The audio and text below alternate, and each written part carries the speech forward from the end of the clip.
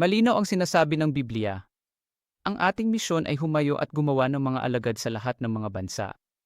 Ito ang dakilang utos na ibinigay sa atin ni Hesukristo. Isang utos at tagubilin sa lahat ng kanyang mga alagad. Ito ay hindi lamang isang mungkahi. Ito ay isang panawagan ng pagkilos para sa bawat mananampalataya. Kaya itinuturo sa atin ng Biblia na magtungo sa lahat ng bansa.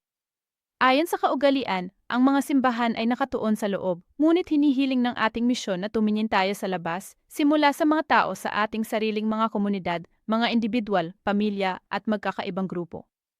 Ang paglalakbay na ito ay maaaring magdala sa atin sa iba't ibang bahagi ng bayan, sa buong bansa, o kahit sa buong mundo.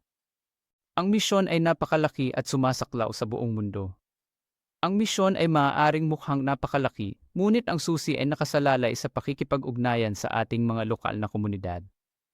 Ibinabahagi natin ang ebanghelyo sa pamamagitan ng ating mga salita at gawa, sa mga paraang tumutugon at malakas na nagugnay sa mga taong nakapaligid sa atin. Dito pumapasok ang sports at paglalaro bilang isang makapangyarihang kasangkapan upang magkonekta at magbahagi ng pananampalataya.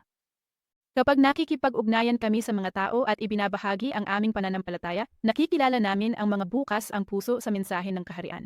Namumuhunan kami sa kanilang espiritual na paglago at binibigyan namin sila ng kakayahan upang maabot ang iba. Isang mahalagang bagay sa misyong ito ay ang paggawa natin ng mga alagad na gumagawa ng mga alagad. Isipin mo ang ripple effect. Bawat disipulo ay nagiging tagagawa ng disipulo na nagpaparami ng eksponensyal sa maabot ng ebanghelyo. Ang ating paglalakbay upang marating ang lahat ng bansa ay nagsisimula sa mga individual, pamilya at grupo sa ating sariling mga komunidad. Kilalanin ang iba't ibang grupo sa paligid mo, unawain ang kanilang mga pangangailangan at tuklasin ang pinakamahusay na paraan upang makipag-ugnayan. Sa panahon ng paglalakbay at teknolohiya, ang mga ideya ay maaaring lumipad sa buong mundo at mag-ugat sa mga bagong komunidad. Ito ang kapangyarihan ng sports movement. Malaki ang gawain na gawing alagad ang lahat ng bansa, ngunit ang pagtutulungan at pakikipagkaisa sa kapangyarihan ng banal na espiritu ang magpapatupad sa pananaw. Kailangan nating maglingkod at makipagtulungan upang makamit ang ating misyon. Walang sinumang tao o simbahan ang kayang gawin ito ng mag-isa.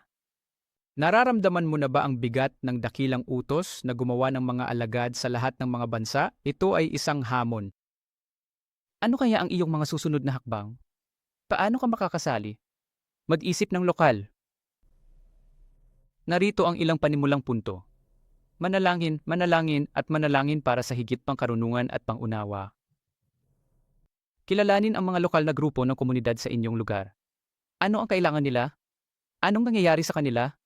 Anong benepisyo ang maaari mong makuha kasama ng iba pang mananampalataya sa lugar ng palakasan na iyon? Isaalang-alang ang pakikipagtulungan sa mga individual at organisasyong may parehong pananaw. Magsimula sa maliit na bagay at suriin habang nagpapatuloy. Tingnan kung ano ang kayang buksa ng Diyos sa loob at sa pamamagitan ng inyong lokal na ministeryo sa sports. Maaaring tawagin ka na pumunta sa isang lugar kung saan walang sinuman ang namumuhay sa pananampalataya kay Jesus. Narito ang kilusan ng sports upang ihanda ka. Sama-sama, tuparin natin ang dakilang utos at gamitin ang kapangyarihan ng sports upang gumawa ng mga alagad para kay Kristo, isang komunidad sa bawat pagkakataon.